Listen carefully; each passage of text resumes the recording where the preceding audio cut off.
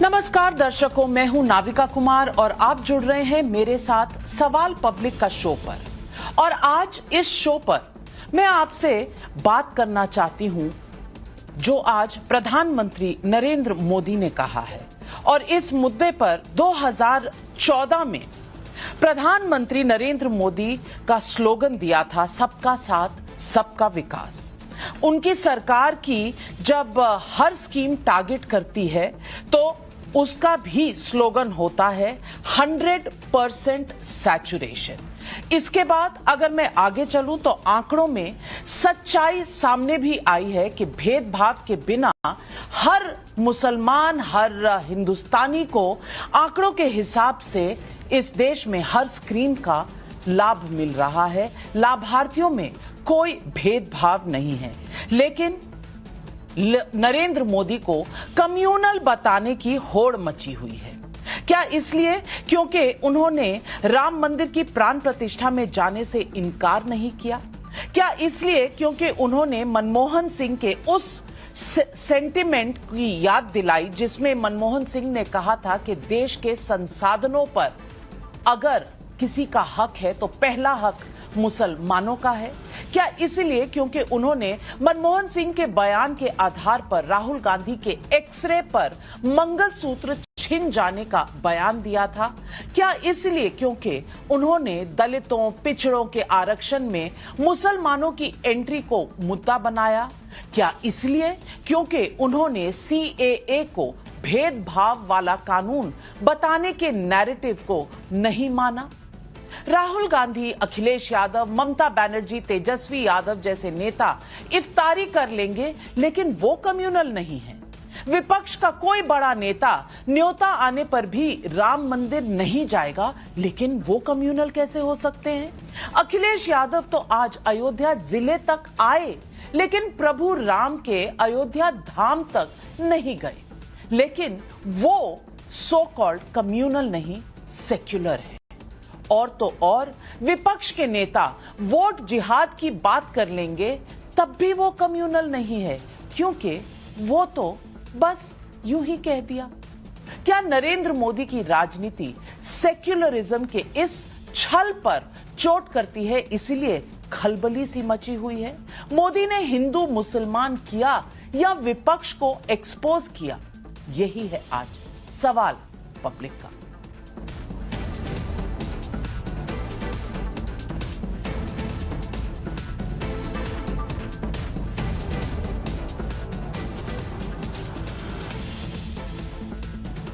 नरेंद्र मोदी को कम्युनल बताने का एजेंडा कैसे आगे बढ़ता है, इसका एक बड़ा उदाहरण CAA है।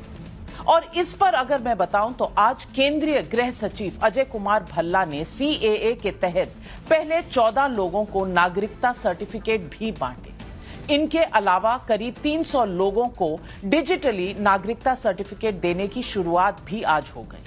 CAA का किसी भारतीय मुसलमान से लेना देना नहीं है, बल्कि पाकिस्तान, बांग्लादेश और अफगानिस्तान के अल्पसंख्यकों को शरणार्थियों की रूप में नागरिकता देने का कानून है। और इन देशों में अल्पसंख्यक हैं कौन? वो हिंदू, सिख, ईसाई अल्पसंख्यक हैं। अब उनको नागरिकता देना क्या मुसलमानों का हक मारता है? लेकिन इसके खिलाफ देश ने शाहीन बाग मॉडल देखा है, जब महीनों तक दिल्ली के एक इलाके को बंधक बनाकर रख दिया गया था और विपक्ष उसके साथ खड़ा रहा। मैंने पिछले हफ्ते प्रधानमंत्री नरेंद्र मोदी से इंटरव्यू में उन पर मुसलमान विरोधी होने का सवाल पूछा था। जवाब क्या था, आप सुनिए। तो इसके बदले में जब लोग कहते हैं क्या आप मुसलमान विरोधी हैं, वो कहते हैं कि मुसलमानों को इस देश में डराया जाता है, मोदी इनके खिलाफ हैं, हिंदू मुसलमान करते हैं जब चुनाव होता है। जब अटल जी की सरकार थी तब भी हमारे मैनिफेस्टो में रहता था राम मंदिर, तब भी रहता था 370, तब भी रहता था UCC। मोदी की सरकार है, अब जो काम हो गए हैं वो नहीं रहता है, जो बाकी होगा वो रहता है। जहां तक हमारा सवाल है, ये सिद्ध करे कि भाई ये हमारा, जैसे मैं कहता हूं भाई सैचुरेशन मुझे करना है, सरकारी योजनाओं का सैचुरेशन। मतलब गांव में 50 लोग हैं जिनको घर मिलना चाहिए, मतलब 50 को मिलना चाहिए, 49 को नहीं।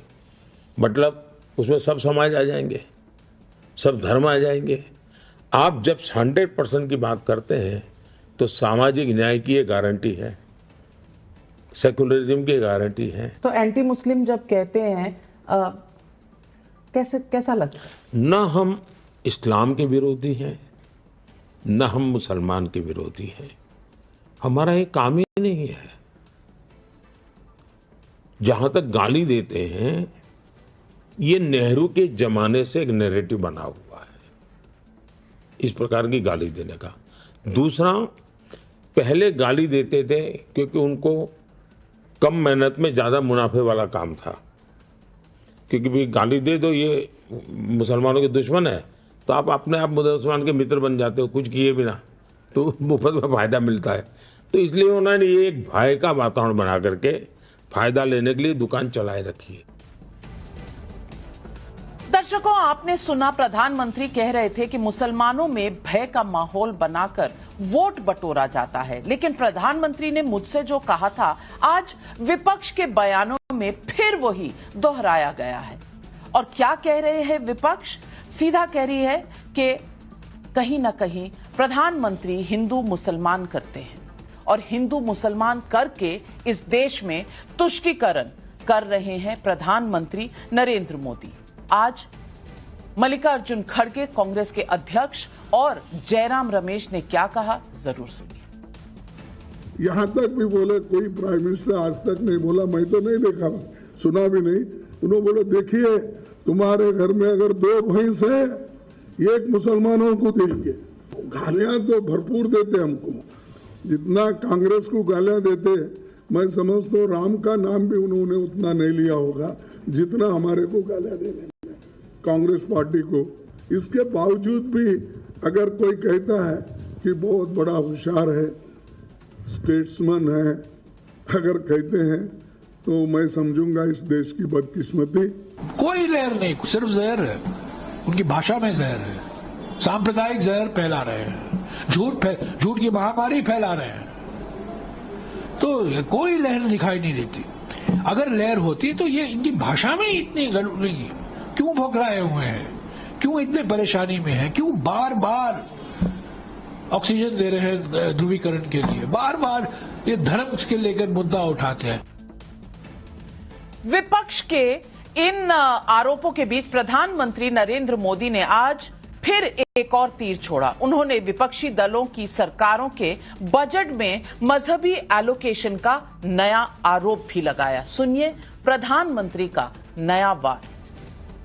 हमने कभी भी न किसी का धर्म देखा है, न किसी का धर्म पूछा है। कांग्रेस की नीयत रही है, इसका बहुत बड़ा खुलासा आज मैं 140 करोड़ देशवासियों के सामने करना चाहता हूं। साथियों, कांग्रेस की सोच है कि देश की सरकारें जितना बजट बनाती है उसका 15% सिर्फ और सिर्फ माइनॉरिटी पर खर्च हो, यानी धर्म के आधार पर बजट का भी बंटवारा, धर्म के आधार पर इन्होंने देश को बांटा और आज भी वो धर्म के आधार पर भांति भांति के बंटवारे करने में लगे हुए हैं। नरेंद्र मोदी ने जो कहा उस पर आज पब्लिक पूछ रही है सवाल। पब्लिक का सवाल नंबर 1, क्या नरेंद्र मोदी हिंदू मुस्लिम कर रहे हैं या विपक्ष के नेताओं को बेनकाब कर रहे हैं? सवाल नंबर 2 जो पब्लिक पूछ रही है, राम मंदिर, सीएए, धार्मिक आरक्षण क्या विपक्ष के नेताओं के हिंदू मुसलमान करने का प्रमाण नहीं है? हैदर जी, मैं आपसे पूछना चाहती हूं, कम्युनल कौन हो रहा है, हिंदू मुस्लिम कौन कर रहा है? क्या जो आरोप आप नरेंद्र मोदी पर लगाते हैं, क्या वो अखिलेश यादव पर नहीं लगाया जा सकता? अयोध्या डिस्ट्रिक्ट में जाएंगे, बॉर्डर तक जाएंगे, लेकिन राम मंदिर नहीं जाएंगे। रामलला की प्राण प्रतिष्ठा का आपको इनविटेशन आएगा, लेकिन आप प्राण प्रतिष्ठा में शामिल नहीं होंगे, इफ्तारी में जरूर चले जाएंगे। मैं पूछना चाहती हूं, ये कौन सी सेक्युलरिज्म है जो तुष्टीकरण ज्यादा लगती है और सबका साथ कम लगती है? नाविका जी, देखिए, अखिलेश यादव जी का ये व्यक्तिगत विषय है। निश्चित रूप से मंदिर जाना ना जाना ये किसी का व्यक्तिगत विषय हो सकता है, ये श्रद्धा का विषय हो सकता है, राजनीति का विषय नहीं होना चाहिए। लेकिन जब अखिलेश यादव जी मंदिर जाते हैं क्योंकि वो पिछड़े समाज से आते हैं, तो उस मंदिर को भारतीय जनता पार्टी के नेता कार्यकर्ता धुलते हैं। ये नफरत है इनके लिए, इनके दिलो दिमाग में, पिछड़ों के लिए, दलितों के लिए। नाविका जी, जब अखिलेश यादव जी जो इटावा में एक मंदिर का निर्माण करा रहे हैं, जब उसकी पूजन रखते हैं और भारतीय जनता पार्टी के नेताओं को आमंत्रित करते हैं, तो एक बड़े नेता तो छोड़ दीजिए, एक छोटा सा कार्यकर्ता भी नहीं आता है। यह है इनका दोहरा चरित्र। आज नाविका जी, भारतीय जनता पार्टी के पास एक विषय नहीं है जनता के बीच आने के लिए। 4 चरणों में जो चुनाव हो चुके हैं उससे ये बौखला गए हैं, ये समझ गए हैं कि इनका बस्ता बन चुका है, इनका झोला बन चुका है और अब झोला उठाने का समय है। तो ये भ्रामक, जनता को भ्रमित करने वाले मुद्दे लेके जनता के बीच में आने का काम कर रहे हैं। लेकिन जनता बहुत समझदार है, जनता बखूबी इन्हें जान रही है। देश की जनता पिछले 4 चरणों में बिल्कुल भी भ्रमित नहीं हुई, उसने अपने मूलभूत मुद्दों पे वोट करने का काम किया है और वो चोट भारतीय जनता पार्टी को 4 जून को दिखाई देगी। इनको समझ में आएगी कितनी बड़ी चोट है। आज हमारे देश के जो महत्वपूर्ण विषय हैं, जो हमारे देश में आय की असमानता है, हमारे देश में महंगाई है, हमारे देश में बेरोजगारी है, हमारे देश में जो भ्रष्टाचार भारतीय जनता पार्टी की सरकार में बढ़ा है, उसके ऊपर जवाब देने के लिए एक शब्द नहीं है देश के प्रधानमंत्री जी के पास। लेकिन वो भ्रष्टाचार, महंगाई को छोड़ करके वो बात करेंगे मंगलसूत्र की, जो खुद मंगलसूत्र का सम्मान नहीं करते। वो बात करेंगे देश में कि हिंदू मुसलमान की बात करेंगे, वो दूसरे लोगों को, विदेशियों को देश में लाकर नागरिकता अब्बास हैदर जी, जबकि जो देश के नागरिक नहीं, अब्बास हैदर जी जो खुद सेक्युलर नहीं हो सकते, वो सेक्युलरिज्म का पाठ पढ़ाएंगे, ये भी तो सवाल आपसे पूछा जा सकता है।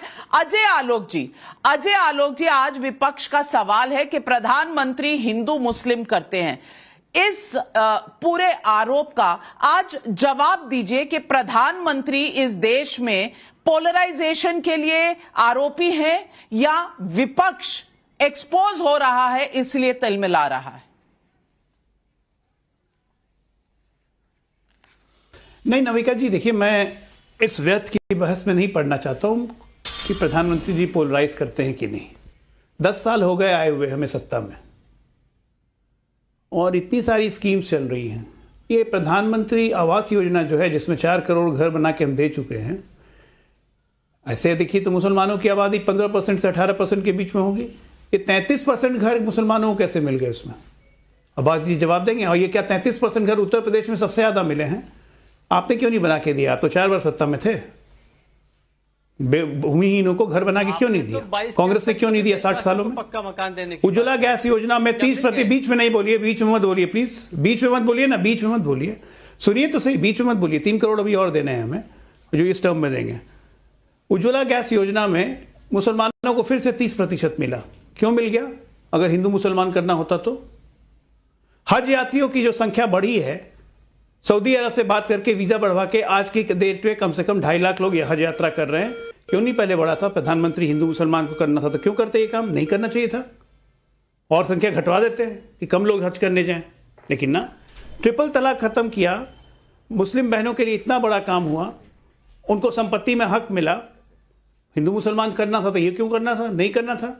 उस वक्त आपको याद नहीं आता है। लेकिन मुसलमान लड़कियों को और हैदराबाद की लड़कियों को अरब भेजा जाने की जब सुनियोजित तरीके से सरकार उसमें शांत रहती है, तेलंगाना की, क्योंकि कांग्रेस की सरकार हो चाहे अब बीआरएस की सरकार हो, उस वक्त आप लोग का मुंह नहीं खुलता है अपने कौम के लिए। उस बात को भी हम ही उठाते हैं तो हम कम्युनल हो गए।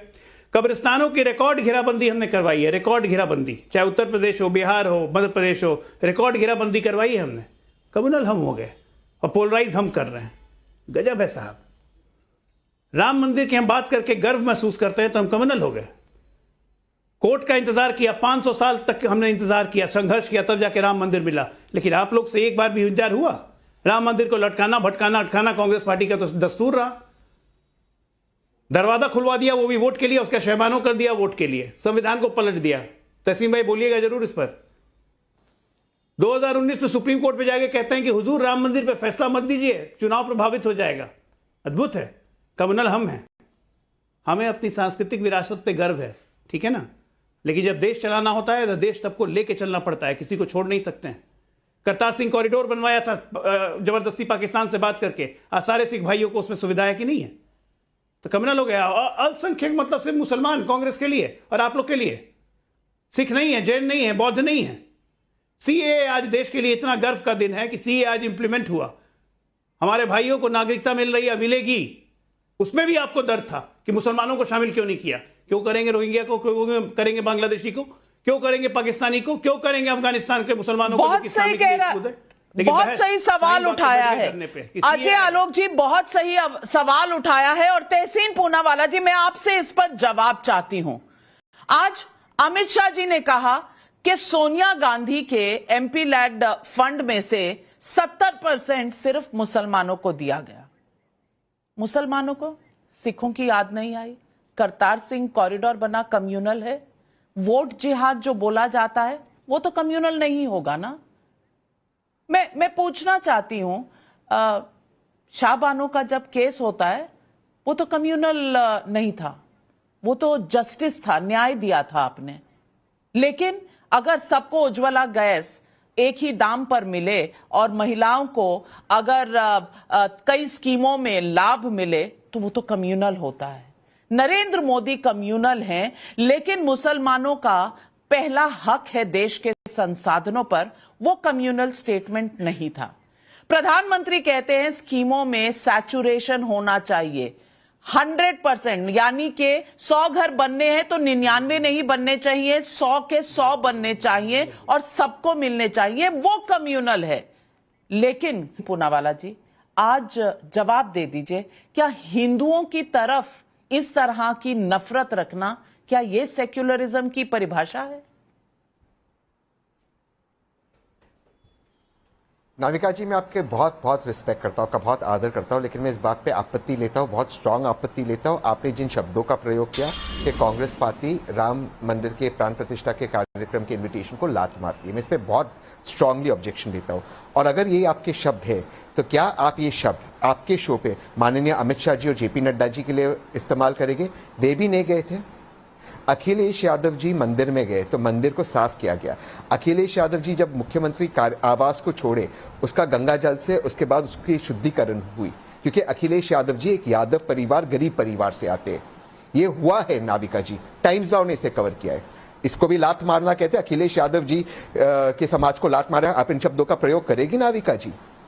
कैसे शब्दों का प्रयोग कर रहे हैं? क्यों नहीं गए अमित शाह जी? क्यों नहीं गए देश की राष्ट्रपति? क्यों नहीं? मैं चाहूंगी अगर आपको लगा कि मुझे लात मारना नहीं कहना चाहिए तो मैं अपने शब्द वापस लेती हूं, लेकिन आप भी बिना एविडेंस के मत बोलिए। नाविका जी, मैं दूसरी बात कहना चाहता हूं। सवाल यह है कि माननीय प्रधानमंत्री अगर 400 सीटें उनके पास आ रही थी तो मछली मुसलमान मंगलसूत्र क्यों करना था उन्हें इसलिए मुसलमान करना है क्योंकि वो चाहते हैं कि देश में ध्रुवीकरण हो, पोलराइजेशन हो। आपके शो में कहा गया कि 14-15% मुसलमान की आबादी 18% तक 30% घर उनको मिले। कैसे पता है 30% घर मिले?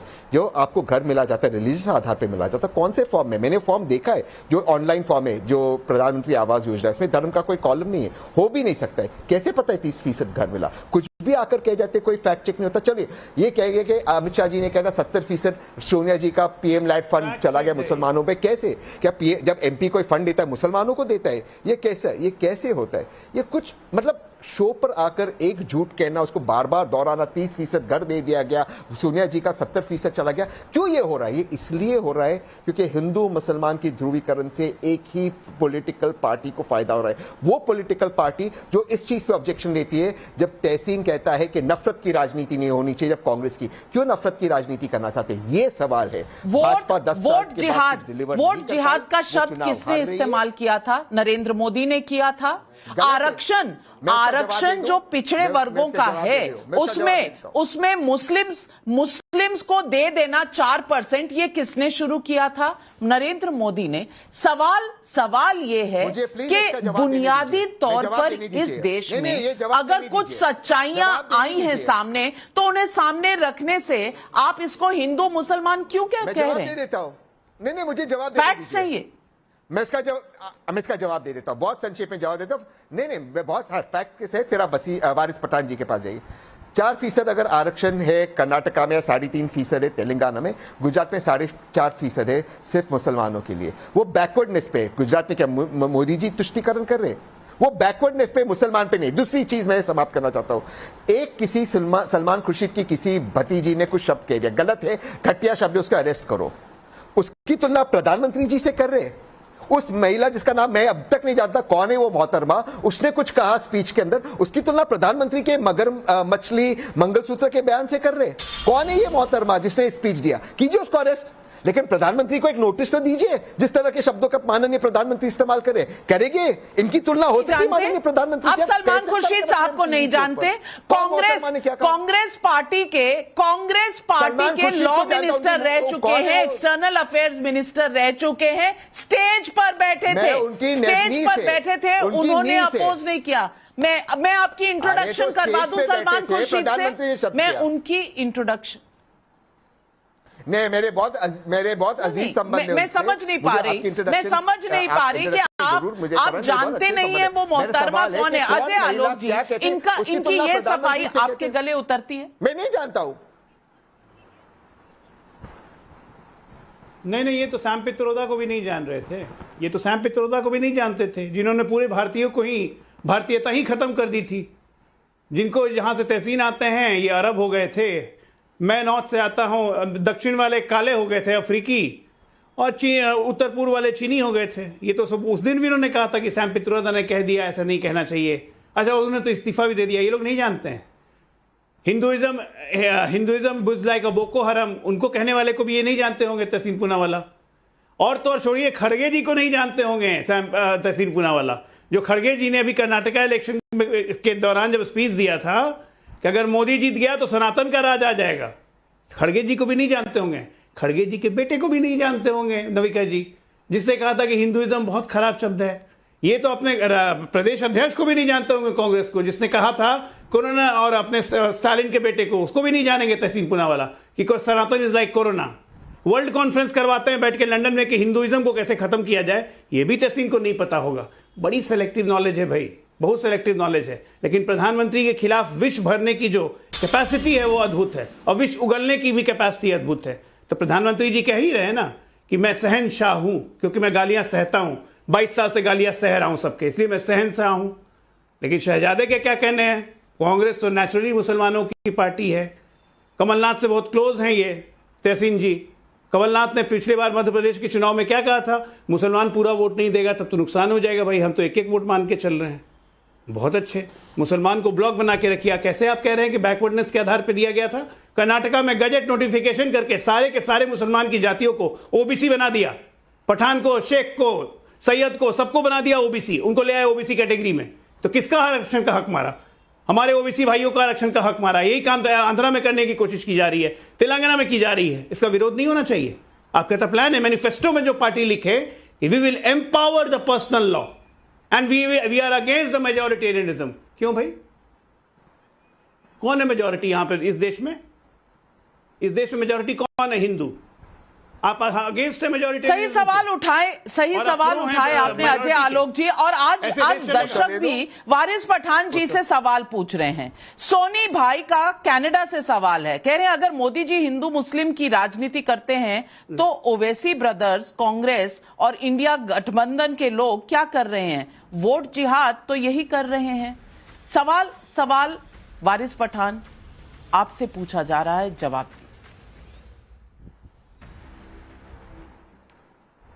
बीजेपी और प्रधानमंत्री जब तक हिंदू मुसलमान नहीं करें, जब तक उनको खाना हजम नहीं होता। अभी मैं मोदी जी का एक बयान देख रहा था कि उसमें खड़े हुए हैं क्रूज के अंदर और वहां पे इंटरव्यू दे रहे हैं, झूठ पे झूठ बोले जा रहे हैं। 2002 की उन्होंने बात करी। 2002 में मोदी जी, बिल्किस बानो को तो याद है ना आपको, गुजरात की मुसलमान महिला जिसका बलात्कार हो गया था, उसके माँ का बहन का बलात्कार करके कत्ल कर दिया गया, उसकी बेटी का सर फोड़ के मार दिया गया था। वही बिल्किस बानो के बलात्कारी जब जेल में थे, सजा भुगत रहे थे, गुजरात चुनाव के पहले आपकी सरकार ने उनको रेमिशन के जरिए छोड़ दिया था, वो भी मुसलमान थी। मोदी जी, आपने कहा सबका साथ सबका विकास सबका विश्वास की रात दिन आप जापते रहते हो माला। राजस्थान में स्टेज पे खड़े रहकर मोदी जी आपने क्या कहा कि मुसलमान घुसपैठिया है, 6 बच्चे पैदा करता है, आपकी जमीन जायदाद मंगलसूत्र बेच के उनको दे देंगे। क्या मैं मुसलमान हूँ वारिस पठान के मैं घुसपैठिया हो रहा? हमने आजादी की लड़ाई के लिए अपनी जानें गंवा दी हमारे बाप दादाओं ने।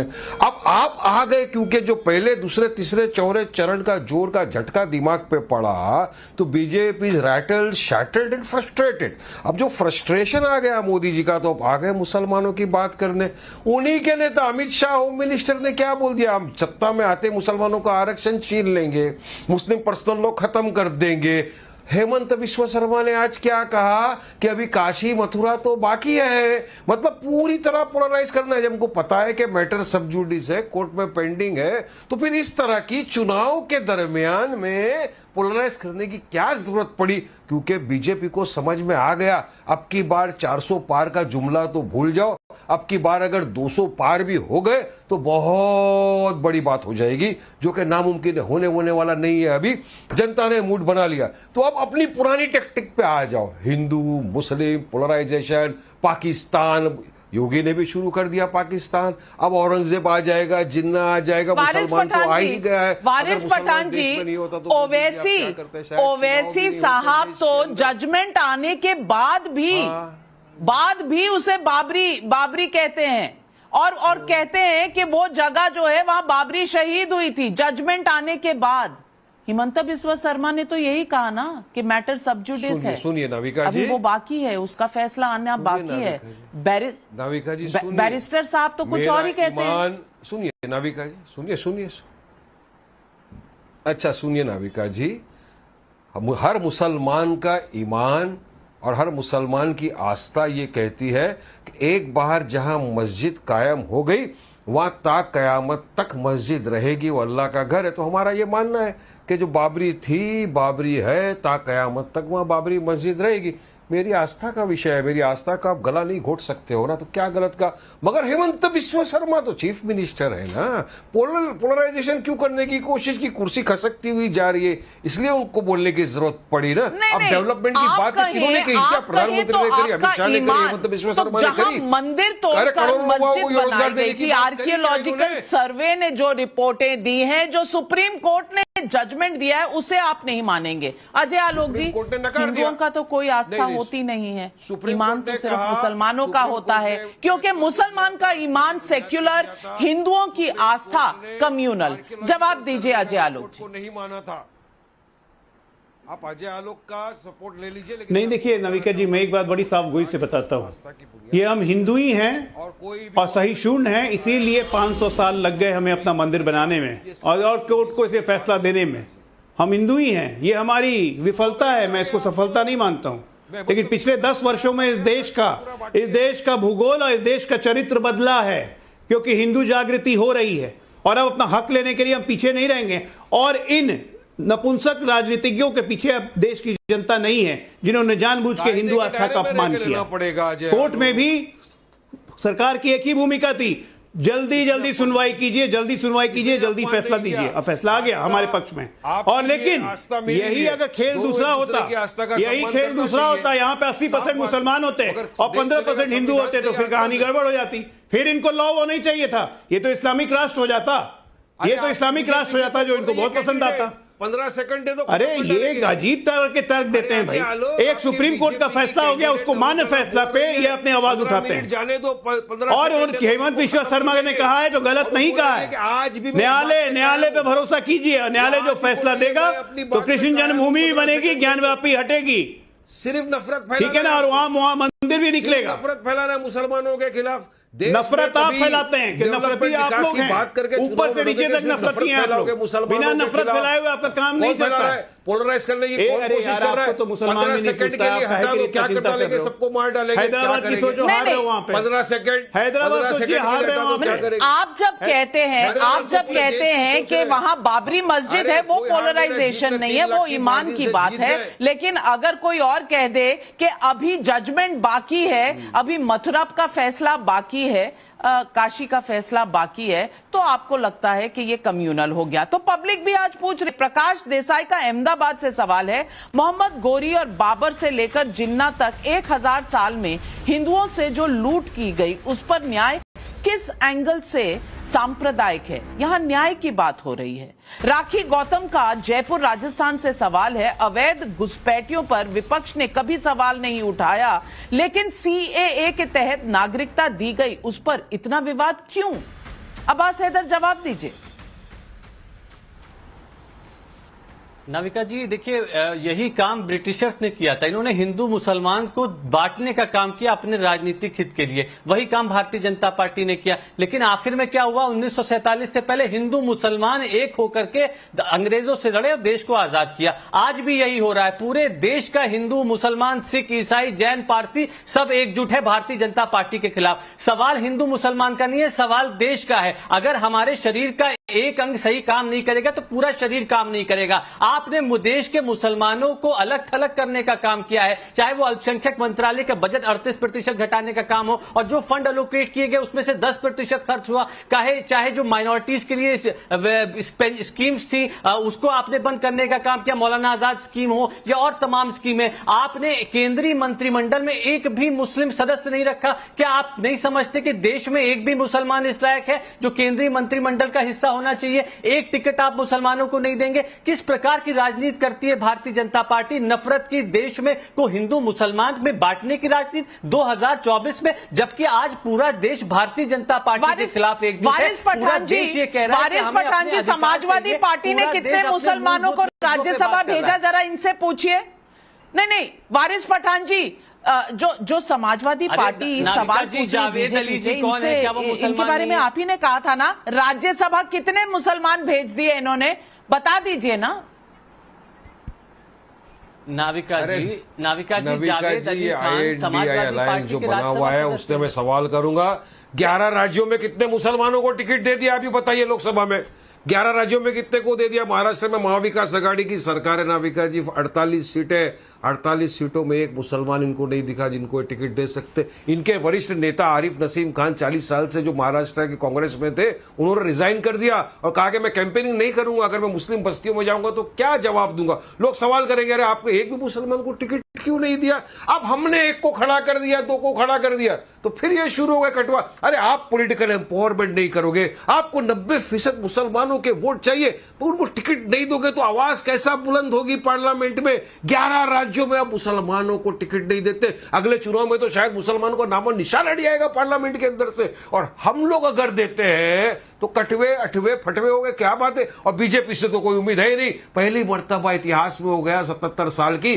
कि एक भी कैबिनेट के अंदर मिनिस्टर नहीं है मुसलमान, मुख्तार नकवी साहब के बाद में अभी भी किसी मुसलमानों को टिकट नहीं दिया। यानी हम तो वो हो गए ना, इनके लिए तो हम सिर्फ दरी बिछाओ गैंग रह गए, रमजान में आएंगे टोपी पिना देंगे हम, और 5 साल तक ये हमको टोपी पिना के घूमते रहेंगे। ये तो कुछ करने वाले नहीं है। तो मुसलमान करे तो क्या करे? और हम लोग लड़ा रहे पॉलिटिकल एम्पावरमेंट, हिस्सेदारी की लड़ाई हम लड़ रहे नाविका जी।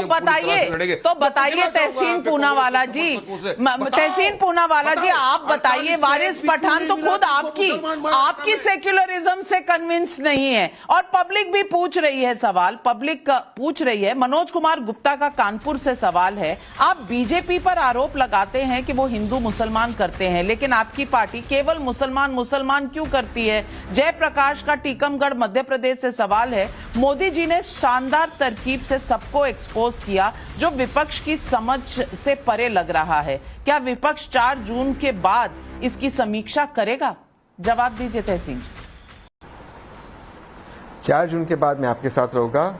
मोदी जी शपथ लेंगे एज लीडर ऑफ ऑपोजिशन, इस चीज को आप नोट कीजिए। 140 से 160 पे बीजेपी सिमट जाएगी। दूसरी चीज, सारा डिबेट मैंने सुना, मुसलमान दो ही पॉलिटिकल पार्टीज का फायदा हो रहा है, एक भाजपा का हो रहा है, एक MIM का हो रहा है।